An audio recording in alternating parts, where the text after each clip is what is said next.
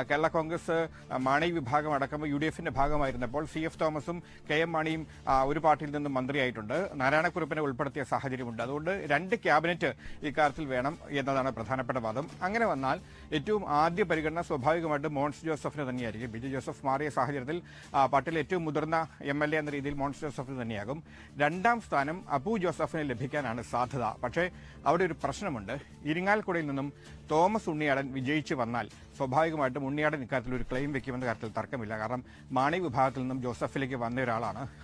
ആ ഒരു പരിഗണന ലഭിക്കണം. മാത്രവുമല്ല നിരവധി തവണ MLA ആയിട്ടുള്ള ആളാണ് തോമസ് ഉണ്ണിയാടൻ. ആ സാഹചര്യത്തിൽ ഉണ്ണിയാടന് വേണം എന്നൊരാവശ്യം അദ്ദേഹം തന്നെ സ്വാഭാവികമായിട്ടും ഉന്നയിക്കാനുള്ള ഒരു സാധ്യതയുണ്ട്. അത് ജോസഫ് വിഭാഗത്തിൽ ഒരു കീറാമുട്ടിയാകും എന്ന തർക്കമില്ല. അപ്പു വേണമോ തോമസ് ഉണ്ണിയാടൻ വേണമോ എന്ന കാര്യത്തിൽ ഒരു ചർച്ച നടക്കാം. ഇതെല്ലാം 7 പേർ ജയിച്ചാൽ മാത്രം.